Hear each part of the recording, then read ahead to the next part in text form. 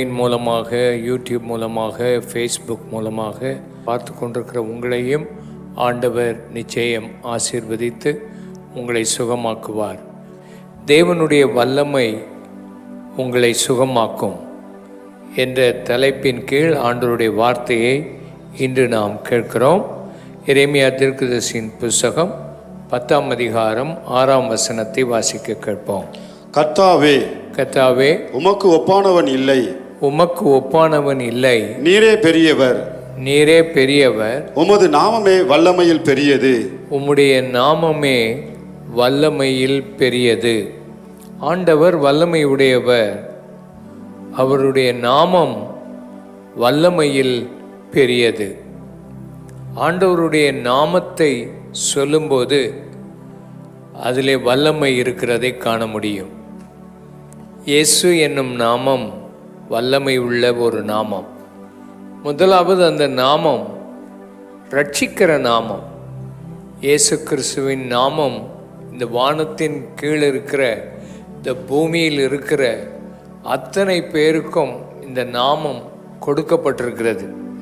இந்த நாமத்தை விசுவாசித்து அவரிடத்தில் ஜெபிக்கும்போது ரட்சிப்பு உண்டாகும். ரட்சிப்பின் வல்லமை அவருக்கு மாத்திரம்தான் உரியது. பரலோகத்திலே அவரை ஆராதிக்கும்போது ரட்சிப்பின் வல்லமை உம்முடையது என்று சொல்லி அவரை ஆராதிக்கிறதை நாம் காண முடியும். அவருடைய நாமத்தை கூப்பிட்டால் நிச்சயமாக பிசாசுகள் ஓடும். அவருடைய நாமத்துக்கு முன்னால் இந்த பிசாசுகள் நடுங்க ஆரம்பிக்கும். அவரை பார்த்தாலே பிசாசுகளுக்கு நடுக்கம். எங்களை கெடுக்கவா நீர் வந்தீர் என்று கேட்கும். அவருடைய நாமம் அது மாத்திரமல்ல, அவருடைய நாமத்திலே பிரசன்னம் இருக்கும். இயேசுவின் நாமத்தை நீங்கள் கூப்பிட்டால் அவருடைய பிரசன்னம், அவருடைய சமூகம் இருக்கும். நீங்கள் எந்த இடத்துல இருந்தாலும் இந்த இயேசுவின் நாமத்தை நீங்கள் கூப்பிடும்போது, அவர் இந்த உலகத்தை விட்டு போகும்போது, என் நாமத்தினாலே நீங்கள் எதை கேட்டாலும் அதை நான் செய்வேன் என்று ஆண்டவர் சொல்லியிருக்கிறார். அவருடைய நாமம், அதை வைத்து நாம் ஜெபம் பண்ணுவதற்காக அவர் நமக்கு அந்த கட்டளையை கொடுத்திருக்கிறார். அவருடைய நாமத்தை நாம் பயன்படுத்தலாம். உண்மையாகவே அவரை விசுவாசித்து அவருடைய நாமத்தை சொல்லும்போது நிச்சயம் உங்கள் வாழ்க்கையில் ஒரு மாற்றம் வரும். நாமத்தினாலே வியாதியசு மேலே கைகளை வைத்தால், வியாதிகளை அதட்டினால் வியாதிகள் நீங்கும். அந்த வல்லமை அதில் இருக்கிறதை நாம் காண முடியும். ஆண்டவருடைய நாமம் இன்றைக்கு வல்லமையுள்ள ஒரு நாமம். அது வல்லமையில் ஒரு பெரிய நாமம் என்பதை இந்த நாளில் நீங்கள் புரிந்து கொள்ளுங்கள். லூக்கா எழுதின சுவிசேஷம் 5ஆம் அதிகாரம் 17ஆம் வசனத்தை நாம் வாசிப்போம். பின்பு ஒரு நாள் அவர் உபதேசித்துக் கொண்டிருக்கும் போது கலிலேயா யூதேய நாடுகளில் உள்ள சகல கிராமங்களிலும் எருசலேம் நகரத்திலும் இருந்து வந்த பரிசேயரும் நியாய சாஸ்திரிகளும் உட்கார்ந்திருந்தார்கள். அப்பொழுது பிணியாளிகளை குணமாக்கத்தக்கதாக கர்த்தருடைய வல்லமை விளங்கிற்று. இயேசு கிறிஸ்து ஒரு இடத்திலே பிரசங்கம் பண்ணி கொண்டிருக்கிறார். அவரை குற்றம் கண்டுபிடிப்பதற்காக அநேகர் அவரை சுற்றிலும் உட்கார்ந்து கொண்டிருக்கிறார்கள். ஆனால் அந்த இடத்திலும் கூட சுகமாக்கும் ஒரு வல்லமை அந்த கூட்டத்தில் விளங்கிற்று. சுகமாக்குகிற வல்லமை கூட்டத்தில் இருக்கும். இப்போ இந்த ராத்திரி உண்மையாக ஆண்டவருடைய நாமத்தினால் நம்ம கூடி வந்திருக்கும்போது இந்த இடத்துல சுகமாக்கும் வல்லமை இருக்கிறது. அந்த சுகமாக்கும் வல்லமை ஒரு திமிர்வாதக்காரன், நடக்க முடியாத ஒரு மனிதனை கொண்டு வந்திருந்தார்கள். ஆண்டவர் அவனை பார்த்து, உன் பாவங்கள் உனக்கு மன்னிக்கப்பட்டது என்று சொன்னார். உன் படுக்கையை எடுத்துக்கிட்டு நடன்னு சொன்னார். உடனே நடந்தான். காரணம், அந்த இடத்தில் சுகமாக்கும் வல்லமை வந்து இறங்கி இருந்தது. கைகளை உயர்த்தி எந்த இடத்துல இருந்தாலும், எந்த வீடுகளுக்குள்ளே இருந்தாலும், எந்த இடத்துல இருந்தாலும், உங்கள் வீட்டுக்குள்ளேயும் சரி, நீங்கள் எந்த இடத்துல கூடியிருக்கிறீங்களோ அவருடைய நாமத்தை கூப்பிடுவோமா? எல்லாரும் இயேசுவே என்று சொல்லி இயேசுவே என்று சொல்லுவோம். இயேசு அவர் இருக்கிற இடத்துல இன்றைக்கு விசேஷமாக இந்த இடத்துல உங்கள் நாமத்தின் வல்லமை இருக்கிறது மாத்திரம் அல்ல, இந்த இடத்துல சுகமாக்கும் ஒரு வல்லமை. உச்சந்தலை முதல் உள்ளங்கால் வரைக்கும் நடக்க முடியாதவர்கள், படுத்திருக்கிறவர்கள், திமிர்வாதம் கொண்டவர்கள், பலவிதமான வியாதிகளினால் அவதியுற்று வேதனையோடு கூட இருக்கிறவர்கள், விடுதலை பெற முடியாமல் வேதனையோடு இருக்கிறவர்களை தொட்டு சுகமாக்குகிற உம்முடைய வல்லமை இறங்கி வருகிறதற்காக உமக்கு ஸ்தோத்திரம் ஆண்டவரே. உம்முடைய நாமத்தை மைமைப்படுத்தும் சுகமாக்கும் ஒரு வல்லமை எந்த இடத்திலெல்லாம் இருக்கிறதோ அந்த இடத்திலெல்லாம் மக்கள் சுகம் பெறுவார்களாக. இந்த கூட்டத்தில் உம்முடைய சுகமாக்கும் வல்லமை இறங்கி வரட்டும். ஆமேன். இயேசு கிறிஸ்து எங்கெல்லாம் போனாரோ அங்கெல்லாம் வல்லமை இருந்தது. ஒரு பெரும்பாடுள்ள பெண் 12 வருஷமாக பயங்கரமான இரத்தப்போக்கு அவளுக்கு இருந்தது. அவள் விசுவாசித்தாள், எப்படியாயினும் நான் இயேசுவின் வஸ்திரத்தையாவது தொடுவேன், நேராக அவரை போய் பார்க்கறதுக்கு எனக்கு முடியாவிட்டாலும் அவருடைய வஸ்திரத்தையாவது நான் தொடுவேன் என்று சொல்லி வந்தாள். வந்தபோது நிறைய கூட்டம் அவரை சுற்றிலும் இருந்தது. பக்கத்தில் போக முடியலை. பின்னால் வந்து குனிந்து அவருடைய வஸ்திரத்தின் ஓரத்தை மாத்திரம் அவள் தொட்டாள். அவள் விசுவாசித்தபடியே அவருடைய வஸ்திரத்தில், அவருடைய சரீரத்திலிருந்து ஒரு வல்லமை புறப்பட்டு அவளை முற்றிலும் சுகமாக்கிட்டு. 12 வருஷமாக இருந்த வியாதி. இந்த காலத்தில் அதை சொல்லப்போனால் அது ஒரு கேன்சர் வியாதி போல அவளை அரித்து கொண்டிருந்தது. ஆனால் ஆண்டவருடைய சமூகத்தில் வந்து அவருடைய வஸ்திரத்தை தொட்டபோது ஒரு வல்லமை புறப்பட்டது போல இந்த ராத்திரி உன்னை சுகமாக்குகிற ஒரு வல்லமை புறப்பட்டு வருகிறது. அவர் உன்னை சுகமாக்குகிறார் என்பதில் சந்தேகமில்லை. லூக்கா 10ஆம் அதிகாரம் 19ஆம் வசனத்தை வாசிப்போம். இதோ சர்ப்பங்களையும் தேள்களையும் நீங்கள் மிதிப்பீர்கள், சத்துருவனுடைய சகல வல்லமையை மேற்கொள்ளவும் உங்களுக்கு அதிகாரம் கொடுக்கிறேன், ஒன்றும் உங்களை சேதப்படுத்த மாட்டாது. ஒன்றும் உங்களை என்ன செய்யாது? சேதப்படுத்தாது. சர்ப்பங்கள், தேள்கள் என்று சொல்லப்படுவது பிசாசினுடைய கிரியைகள். சர்ப்பம் என்பது பிசாசின் கிரியை.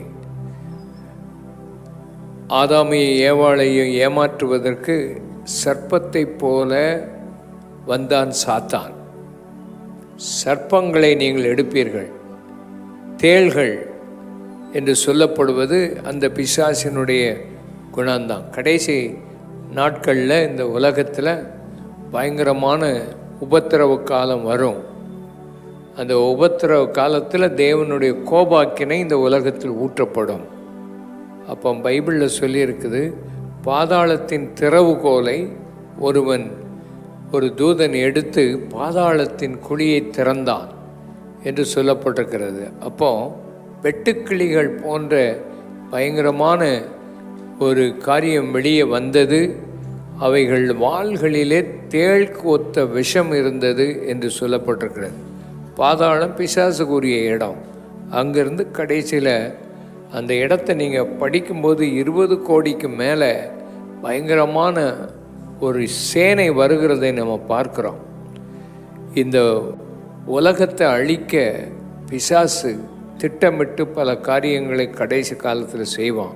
கடைசியில் ஆண்டவர் அவர்களெல்லாம் கட்டி பாதாளத்திலையும் நரகத்திலையும் தள்ளுகிறார். உன் வாழ்க்கையை கெடுக்கிறதுக்கு, உன் குடும்ப சமாதானத்தை கெடுக்க, உன் வாழ்க்கையில் பாவத்தை மேற்கொள்ளாமல் பாவங்களை செய்ய வைத்து உன்னுடைய வியாபாரம், தொழில், உன்னுடைய வாழ்க்கையில் பல போராட்டங்களையும் வியாதிகளையும் வேதனையும் கொண்டு வந்திருக்கிற அந்த பிசாசு அவனை மேற்கொள்ளுகிற ஒரு வல்லமையை கர்த்தர் உனக்கு எனக்கு தந்திருக்கிறார். ஆமென். அவன் ஒன்றும் உன்னை சேதப்படுத்த முடியாது. 2 கை வேர்த்து ஒன்றும் என்னை சேதப்படுத்தாது. ஹல்லேலூயா. நீ மரிப்பதில்லை. நீ மரண ஆவி கொண்டவளாக, பலவீனப்பட்டவனாக உன் வாழ்க்கையில் எப்பவும் பயந்துக்கிட்டே இருக்குது. கர்த்தர் உனக்கு நீடிய வாழ்வை கொடுக்கிற தெய்வம். உன்னை ஆண்டவர் சுகமாக்குகிறவர். இன்னைக்கு இருக்கிற எல்லா மரண கட்டுகளிலிருந்தும் உன்னை விடுதலையாக்கி கர்த்தர் உனக்கு நல்ல சமாதானத்தை கொடுத்து ஒரு விடுதலை கொடுக்க இந்த ராத்திரி வேளையில் இந்த இடத்துல இருக்கிறார். சத்துருவின் சகல வல்லமையை மேற்கொள்ள கர்த்தர் உனக்கு அதிகாரம் கொடுத்திருக்கிறார், வல்லமை கொடுத்திருக்கிறார். நீ விசுவாசித்தால், நீ ஆண்டவரை ஏற்றுக்கொண்டிருந்தால் உனக்கு அந்த வல்லமை இருக்கிறது. இந்த ராத்திரி ஆண்டவர் உன்னை விடுதலையாக்க வல்லமை உடையவராக இருக்கிறார். அப்போஸ்தலர் 10:38 வாசிப்போம். நசரேயனாகிய இயேசுவை தேவன் பரிசுத்த ஆவியினாலும் வல்லமையினாலும் அபிஷேகம் பண்ணினார். தேவன் அவரோடு கூட இருந்தபடியினால் அவர் நன்மை செய்கிறவராயும் பிசாசின் வல்லமையில் அகப்பட்ட யாவரையும் குணமாக்குகிறவராயும் சுற்றித் திரிந்தார். அவர் சுற்றித் திரிந்தார். இயேசு கிறிஸ்துவை தேவன் பரிசுத்த ஆவியினால் நிரப்பினார். இரண்டாவது, வல்லமையினால் நிரப்பினார். தேவன் அவரோடு கூட இருந்தார். தேவன் இம்மானுவேலனாக நம்ம கூட இருக்க வந்திருக்க தேவன், அவருக்கு வல்லமை இருக்கிறது. இன்றைக்கு ராத்திரி இந்த இடத்துல உன்னை சுகமாக்க வல்லமை இருக்கிறது. இயேசு அந்த வல்லமையினால் எந்த இடத்துல போனாலும் பிசாசின் வல்லமையில் அகப்பட்ட யாவரையும் சுகமாக்குகிறவராக சுற்றித் திரிந்தார். இயேசுவின் காலத்தில் இயேசு ஒவ்வொரு பட்டணமாக போனார், ஒவ்வொரு கிராமமாக போனார். அவர் போகும்போது அவரை சந்தித்த வியாதியஸ்தர்கள், அவர் சந்தித்த மக்கள், அவர் தொட்ட மக்கள் எல்லாருமே சுகமடைந்தார்கள். இயேசு கிறிஸ்துவின் ஊழியத்தில் அதிகமாக அவர் செய்தது மக்களை நேசித்து அவர்களை சுகமாக்கினார். அந்த இயேசு நேற்றும் இன்று என்று மாறாதவர். அந்த இயேசு இன்னைக்கும் உங்களை சுகமாக்க வல்லமை உடையவர். நீங்கள் அவரை விசுவாசித்தால் நிச்சயம் உங்களுக்கு ஒரு விடுதலை கிடைக்கும். நீங்கள் சந்தேகப்படாமல் அவரை சார்ந்து கொள்ளுங்கள். நிச்சயமாக நசரேயனாகிய இயேசு அவர் சுகமாக்குகிறவராய் சுற்றித் திரிந்தவர்.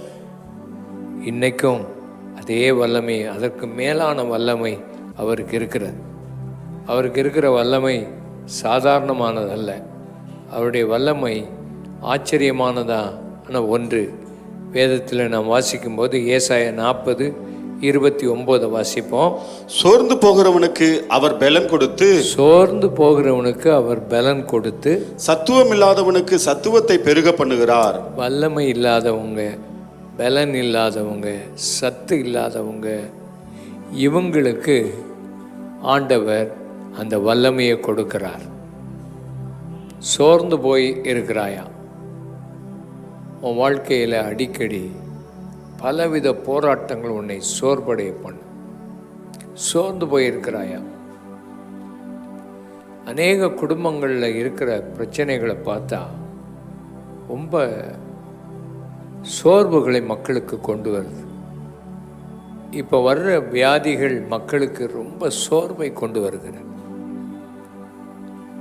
சோர்ந்து போன உனக்கு பலன் கொடுப்பார். சத்துவமே இல்லை, வல்லமையே இல்லை, பலனே இல்லை. அப்படிப்பட்ட சரீரத்தோட நீ இருந்தாயானால் இன்னைக்கு ஆண்டவர் சுகம் கொடுப்பார். அப்படி சத்துவமே இல்லை, ஒரு பலனே இல்லாமல் வந்திருக்க ஐயா அப்படி சொல்கிறவங்க கை வைத்து காண்பீங்க. ஆண்டவர் உனக்கு பலன் கொடுப்பார்னு விசுவாசிக்கணும். அப்படி சத்துவம் இல்லாமல், பலன் இல்லாமல் ஒரு மாதிரி சோர்ந்து போய் வந்திருக்கிறவங்க கை வைத்து காண்பீங்கள். அவங்க ஒரு நிமிஷம் எழுந்திருக்கும்படி கேட்குறேன். எழுந்திருங்கள். சோர்வோட, பலவீனத்தோட வீடுகள்லையும் இருந்து பார்த்து கொண்டிருக்கிறவங்க, குழுக்களில் இருந்து பார்த்து கொண்டிருக்கிற நீ, உன் சரீரத்தில் திடீரென்று பலவீனம் ஏற்பட்டு நீ பலவீனப்பட்டு பலன் இல்லாமல் சோர்ந்து போய் இருப்பாய். ஆனால் ஆண்டவர் உன்னை தொட்டு இன்னைக்கு சுகமாக்கி அவர் சொல்லுவார், உன் பலவீனத்தில் இருந்து நீ விடுதலையாக்கப்பட்டாய். உன் பலவீனத்தில் என் பலன் பூரணமாய் விளங்கும்.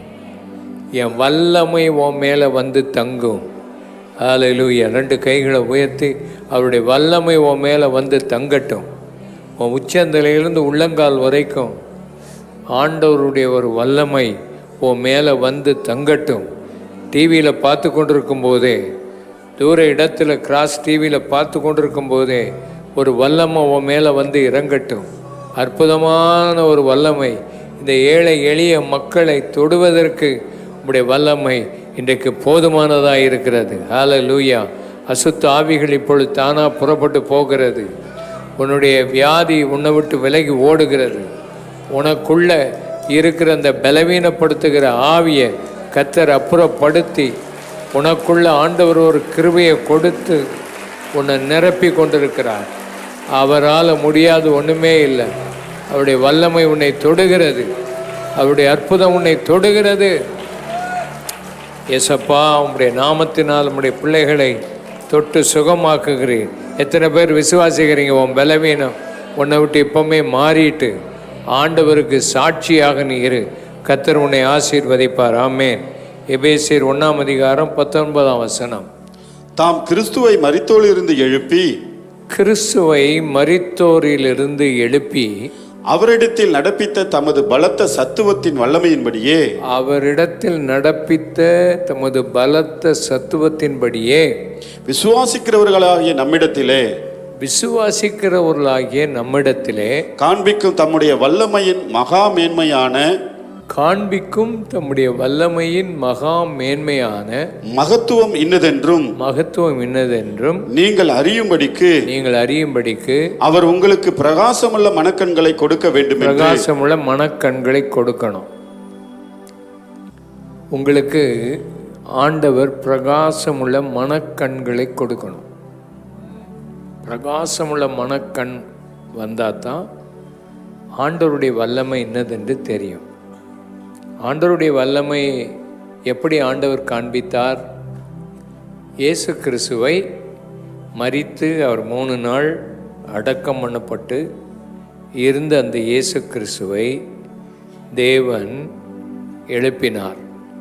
அவர் அங்கிருந்து எழும்பி வரும்போது அந்த கல்லறையை அடைத்திருந்த கல்லெல்லாம் பிறண்டு போயிட்டு அவர் உயிரோடு கூட வந்தார். அவரை மனிதர்கள் கொன்று அடித்து ஒரு சித்திரவதை செய்து ஒன்றுமில்லாமல் ஆக்கி அவரை அடக்கம் பண்ணார்கள். ஆனால் தேவன் வல்லமை அவரை உயிரோடு கூட எழுப்பிட்டு அந்த கல்லறையெல்லாம் தானாக பெயர்ந்து போயிட்டு ஆண்டவருடைய உயிர்த்தெழுத அந்த மகத்துவமான அந்த வல்லமையை யாருக்கு ஆண்டவர் கொடுப்பாராம்?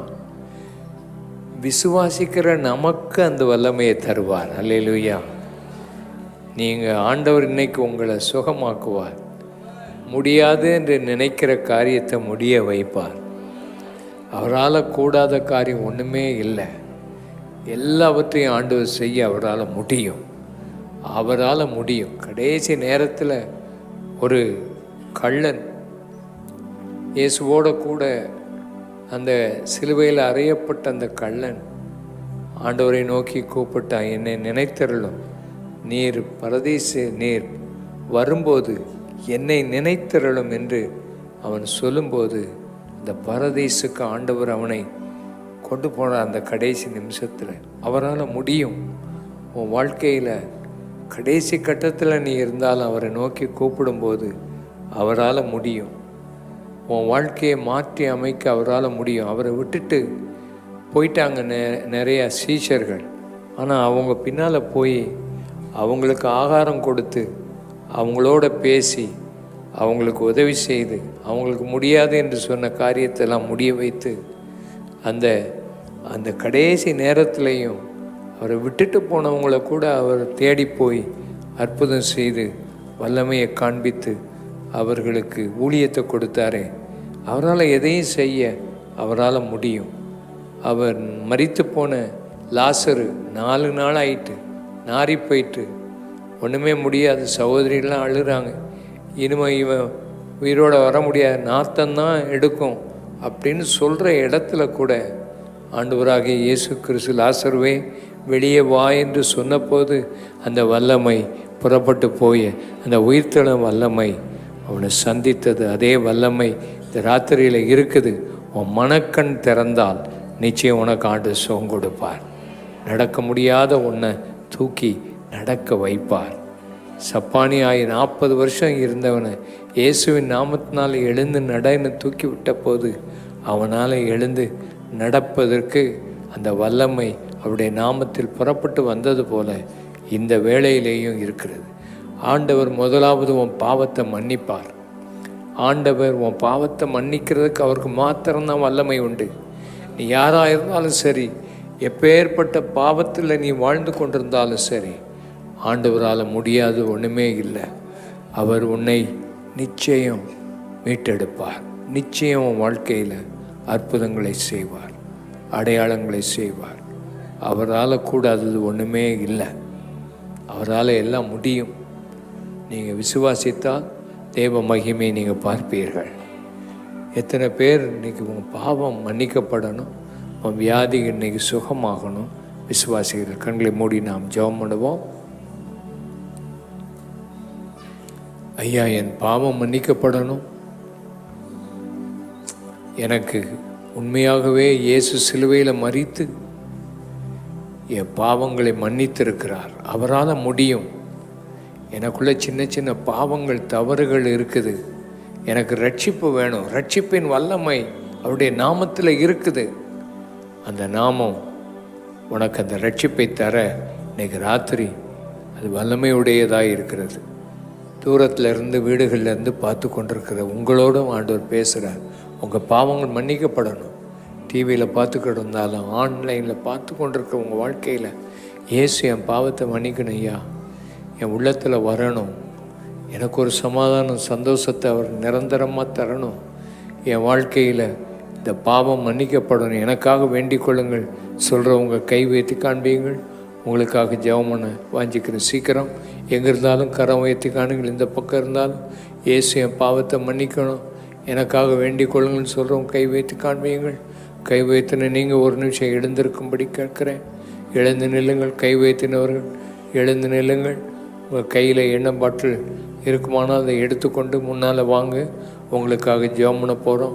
வீடுகளில் இருந்து பார்த்து கொண்டிருக்கிறவங்களும் நீங்கள் இந்த இயேசுவை ஏற்றுக்கொள்ளணும், என் உள்ளத்தில் அந்த இயேசு வரணும்னு சொல்கிறவங்க கை வைத்து காண்பீங்கள். ஆண்டவர் உங்களை ஆசீர்வதிப்பார். ஆண்டவர் உங்கள் வாழ்க்கையை தொடுவார். ஆண்டவர் உன் பலவீனத்திலிருந்து உனக்கு ஒரு விடுதலை தருவார். ஆண்டவர் ஏற்றுக்கொள்கிறவங்க முன்னால் வாங்க. நான் சொல்கிற ஜெப வார்த்தையை சத்தமாக சொல்லுங்கள். ஆண்டவர் உங்களுக்கு அற்புதங்களையும் அடையாளங்களையும் அவர் செய்வார். ஆண்டவரால் கூடாதது ஒன்றுமே இல்லை. ஆண்டவருடைய நாமம் மகிமைப்படுவதாக. கர்த்தரால் கூடாது ஒன்றுமே இல்லைப்பா. ஜீசஸ், நீ விசுவாசித்தால் தேவ மகிமையை காண்பாய். நீ விசுவாசித்தால் தேவ மகிமையை காண்பாய். ஹல்லேலூயா. நான் சொல்கிற ஜெப வார்த்தை சத்தமாக சொல்லுங்கள். அன்புள்ள இயேசுவே, தூரத்தில் நீங்கள் ஸ்க்ரீனில் பார்த்துக்கிட்டு இருந்தாலும், டிவியில் பார்த்துக்கிட்டு இருந்தாலும், வீடுகளில் உள்ளவங்க நீங்கள் இந்த வார்த்தையை சொல்லி ஜெபம் பண்ணுங்க. அன்புள்ள இயேசுவே, என் பாவங்களை எனக்கு மன்னியும். இயேசுவே, எனக்காக சிலுவையில் மரித்து ஆணிகள் கடாவப்பட்டு இரத்தம் சிந்தி அடக்கம் பண்ணப்பட்டு 3ஆம் நாளில் உயிரோடு எழும்பினேன். அந்த உயிர்த்தெழுதலின் வல்லமை என் பாவங்களை மன்னிக்கட்டும், பாவத்திலிருந்து என்னை விடுதலையாக்கட்டும், எனக்கு ஒரு அற்புதம் நடக்கட்டும், எனக்கு ஒரு அடையாளம் நடக்கட்டும், எனக்கு ஒரு சமாதானத்தை தாரும், எனக்கு ஒரு சந்தோஷத்தை தாரும், எனக்கு ஒரு நிம்மதியை தாரும். இயேசுவே, நீர் நல்லவர், நீர் பெரியவர். உங்கள் நாமம் வல்லமையில் பெரியது. உங்கள் நாமம் சுகமாக்கக்கூடிய நாமம், பாவத்தை மன்னிக்கக்கூடிய நாமம். அதை முழுவதும் விசுவாசிக்கிறேன். எனக்கு அற்புதம் செய்யும். இயேசுவின் மூலம் ஜெபிக்கிறோம் அருமை பிதாவே. ஆமேன், ஆமேன். முன்னால் வந்த நீங்கள் இந்த விசுவாசிங்க. இயேசு உங்கள் பாவத்தை மன்னித்தார். வீடுகள்லேயும் டிவிலையும் பார்த்து கொண்டிருக்கவங்க இயேசு உங்கள் பாவத்தை மன்னிக்கிறார் என்ற அந்த விசுவாசம் இருக்கட்டும். தொடர்ந்து இயேசுவை நோக்கி ஜெபம் பண்ணுறதை விட்டுறாதீங்க. பைபிள் இல்லைன்னா பைபிள் வாங்கி வாசிங்க. சர்ச் கூட்டங்களில் கலந்து கொள்ளுங்கள். உங்கள் வட்டாரத்தில் சின்ன குழுக்கள் நடக்கும். அதை ஊழியர்கிட்ட கேட்டு எங்கே நடக்குதுன்னு கேட்டு அங்கேயும் போங்க. உங்களுக்கு பர்சனலாக உங்களை சந்தித்து ஜெபம் பண்ணுவாங்க. ஆண்டவர் உங்களை ஆசீர்வதிப்பார். ஆண்டவருடைய கரம் உங்களோட கூட இருக்கும். ஆண்டவருடைய நாமம் மகிமைப்படுவதாக. 15ஆம் தேதி அடுத்த இந்த ஞாயிற்றுக்கிழமை போக அடுத்த ஞாயிற்றுக்கிழமை இந்த இடத்துல ஒரு நாடகம், கிறிஸ்மஸ் நாடகம் இருக்கும். அந்த நாடகத்துக்கு நீங்களும் உங்கள் குடும்பத்தில் உள்ளவங்க வாங்க. தொடர்ந்து ஆண்டவருடைய வார்த்தையை நீங்கள் கேளுங்க. ஆண்டவர் உங்களை ஆசீர்வதிப்பார். அதுக்குரிய நோட்டீஸ்கள் இருக்கும், அதையும் நீங்கள் வாங்கிட்டு போங்க. உங்கள் கையில் ஒரு புஸ்தகம், கிறிஸ்மஸ் நற்செய்தின்னு ஒரு புஸ்தகம் அது இருக்குதா, எடுத்துகிட்டு வாங்க. அதை கொடுங்க உங்கள் கையில். அது இல்லாட்டா அதை வாங்கி அதையும் பார்த்து வாசிங்க. ஆண்டவர் உங்களை ஆசீர்வதிப்பார். உங்கள் துக்கம் சந்தோஷமாக மாறும் என்ற ஒரு அழகான சிறு புஸ்தகம் இருக்குது. அதை வாங்கி கொண்டுட்டு போங்க. ஆண்டவர் உங்களை ஆசீர்வதிப்பார். நம்ம எல்லாரும் எழுந்து நிற்போம். இப்போ எண்ணெய் பூசி ஜெபம் பண்ண போகிறோம். எண்ணெய்க்காக ஜெபம் பண்ண பிறகு எந்த இடத்துல வியாதி இருக்குதோ அந்த இடத்துல நீங்கள் எண்ணெய் பூசி ஜெபம் பண்ணுங்க. வியாதிகள், எந்த வியாதிகள் இருந்தாலும் அது நீங்கி போகும்னு விசுவாசிங்க. ஆண்டவர் உங்களுக்கு அற்புதங்களை ஆண்டவர் செய்வார். அதனால் விசுவாசித்து ஜெபம் பண்ணுவோம். எண்ணெய்க்காக நம்ம ஜெபம் பண்ணுவோம். பரிசுத்தமுள்ள எங்கள் நல்ல பிதாவே, இந்த எண்ணெய்க்காக நாங்கள் ஜெபம் பண்ணுகிறோம். இந்த எண்ணெய் பூசி ஜெபம் பண்ண சொல்லி யாக்கோபு நிருபத்தில் 5ஆம் அதிகாரத்தில் எழுதி வைத்திருக்கிறீர். மார்க் எழுதின சுவிசேஷம் 6ஆம் அதிகாரத்தில் சீஷர்கள் எண்ணெய் பூசி ஜெபம் பண்ணதை ஆண்டவரே எங்களுக்கு எழுதி வைத்திருக்கிறீர். நாங்களும் விசுவாசத்தோடு எண்ணெய்க்காக ஜெபம் பண்ணுகிறோம். உடைய நாமத்தினாலே வல்லமை வந்து இறங்கட்டும். இதை போட்டு விசுவாசத்தோடு ஜெபம் பண்ணும்போது எல்லா வேதனைகளும் மாறட்டும், வியாதிகள் மாறட்டும், நடக்க முடியாது நடக்கட்டும், அற்புதங்கள் அடையாளங்கள் ஆண்டவர் நடக்கட்டும். ஆப்ரேஷனுக்காக காத்திருக்கிற ஆப்ரேஷன் இல்லாமலே நல்ல சுகம் கொடுக்கும்படி நாங்கள் ஜெபிக்கிறோம். கர்த்தருடைய வல்லமையின் கரம் இறங்கி வரட்டும். ஓ காட், தேங்க்யூ. உடைய வல்லமை வந்ததுக்காக ஸ்தோத்திரம். அற்புதம் செய்யும் இயேசுவின் நாமத்தில் பிதாவே, ஆமேன், ஆமேன். இப்பொழுது எண்ணெய் பூசி ஜெபம் பண்ண ஆரம்பியுங்கள். ஆண்டவர் உங்களுக்கு அற்புதங்களை செய்வார். எண்ணெய் பூசி ஜெபம் பண்ண ஆரம்பியுங்கள். எந்த இடத்துல வியாதி இருக்குதோ, வீடுகளிலே இருக்கிறவர்கள், டிவியில் பார்த்து கொண்டிருக்கிறவர்கள், நிச்சயமாக ஆண்டவர் உங்களுக்கு சுகம் கொடுப்பார். இப்பொழுது நம்ம ஜெபம் பண்ணுவோம். ஆண்டவருடைய கரம் இறங்கி வந்து அடையாளங்கள் அற்புதங்கள் நடக்கும். இப்போ நீங்கள் எண்ணெய் பூசி ஜெபம் பண்ணுங்க. எல்லோரும் ஜெபம் பண்ணும். கண்ணை மூடி ஜெபம் பண்ணும். நசரனாகி இயேசுவின் நாமத்தினாலே உன் பலவீனத்திலிருந்து நீ விடுதலையாக்கப்பட்டாய் என்று சொன்ன உம்முடைய வசனம் ஆண்டவரே, இன்றைக்கு மக்கள் எண்ணெய் பூசி எந்த வியாதிகளுக்கெல்லாம் ஜெபம் பண்ணுறாங்களோ அந்த வியாதிகளிலிருந்து மக்களை விடுதலையாக்கும். வயிற்றுக்குள் இருக்கிற வேதனை, பல வருஷக்கணக்காக இருக்கிற வேதனை, பல மாதங்களாக இருக்கிற வேதனை, இயேசுவின் நாமத்தினாலே, இயேசுவின் நாமத்தினாலே அந்த வியாதிகள் புறப்பட்டு போகட்டும். தோல் சம்பந்தமான வியாதிகள் எண்ணெய் பூசி ஜெபம் பண்ணும்போது கம்ப்ளீட்டாக சுகம் உண்டாகும்படி ஜெபிக்கிறோம். இருதய அறுவை சிகிச்சைக்காக காத்திருக்கிறவர்கள் போட்டு ஜெபம் பண்ணும்போது அற்புதமாய் ஆண்டவரே நடக்கட்டும். தலையில் உள்ள இரத்த கட்டிகளெல்லாம் மறைந்து போகட்டும் இயேசுவின் நாமத்தினாலே. மூளையிலே ஆண்டவரே சுகவீனமாய் இரத்த கட்டிகள் இருக்குமானால் இன்றைக்கு அது கரைந்து போகட்டும். மூல வியாதிகள் இயேசுவின் நாமத்தினாலே கரைந்து போகட்டும். முதுகில் உள்ள கட்டிகள் மறையட்டும். கர்ப்பப்பையில் உள்ள கட்டிகள் மறையட்டும். இடுப்பு எலும்புகள் இயேசுவின் நாமத்தினாலே சுகம் பெறட்டும். நரம்பு தளர்ச்சிகள் இயேசுவின் நாமத்தினாலே சுகம் உண்டாகட்டும்.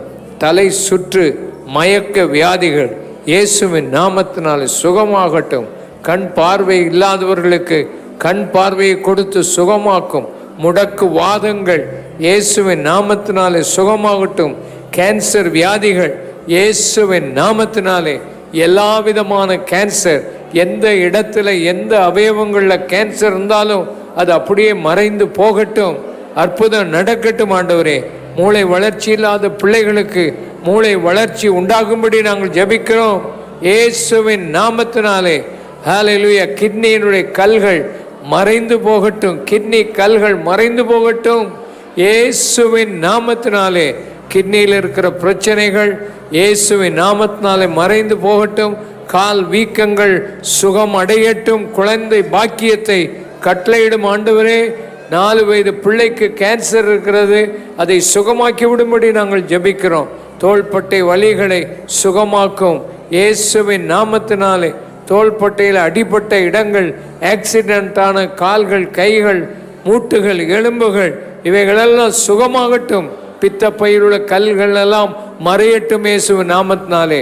உச்சந்தலையிலிருந்து உள்ளங்கால் வரைக்கும் ஒவ்வொருவருக்கும் சுகம் உண்டாகட்டும், பலன் உண்டாகட்டும், கிருபை உண்டாகட்டும், தயவு உண்டாகட்டும். அதில் கை முடக்க முடியாதவர், நீட்ட முடியாதவர்களுக்கு நீர் அற்புதம் செய்யும் ஆண்டவரே. கால்கள், எலும்புகள், மூட்டு எலும்புகள், முழங்கால் எலும்புகள், கணுக்கால் எலும்புகள், இடுப்பு எலும்புகள், தோள்பட்டை எலும்புகள், கழுத்து எலும்புகளை சீர்படுத்தும்படி ஜெபிக்கிறோம், ஸ்திரப்படுத்தும்படி ஜெபிக்கிறோம் இயேசுவின் நாமத்தினாலே. அந்தகார பிசாசின் ஆவிகள், அசுத்த ஆவிகள் வெளியே புறப்பட்டு போ என்று கட்டளை கொடுக்கிறோம். அற்புதம் செய்யும் ஆண்டவரே. பிசாசினால் வந்த எந்த வியாதிகளும் அந்த பிசாசோடு வெளியே ஓடட்டும் இயேசுவின் நாமத்தினால். ஒவ்வொரு சின்ன பிள்ளைகளையும் தொடும். கை கால் நடக்க முடியாத பிள்ளைகளை தொட்டு நிமிர்ந்து எழுந்து நடக்கத்தக்கதாக அற்புதங்களை செய்யும்படி நாங்கள் ஜெபம் பண்ணுகிறோம் இயேசுவின் நாமத்தினால். நுரையீரல் பிரச்சனை, மூச்சு திணறல் பிரச்சனை, ஆஸ்மா வியாதிகள் எல்லாம் மறைந்து போகட்டும் இயேசுவின் நாமத்தினாலே. அற்புதங்களையும் அடையாளங்களையும் செய்கிற தேவன் தம்முடைய நாமத்தை மகிமைப்படுத்தணும். நம்முடைய பிள்ளைகள் ஒவ்வொருவர் மேலும் கைகளை வைத்திரணும். ஒருவராவது வெறுமையாய் போகக்கூடாது. ஒவ்வொருவரையும் ஆசீர்வதியும். இன்றைக்கு நீர் நல்ல சுகம் கொடுத்திருக்கிறீர். பலவீனமெல்லாம் மாற்றிவிட்டீர். பலன் உனக்கு உண்டாயிற்று, வல்லமை வந்துட்டு, பிசாசின் கிரியைகள் அழிக்கப்பட்டிருக்கிறது. கர்த்தர் உன்னை சுகமாக்கி இருக்கிறார்.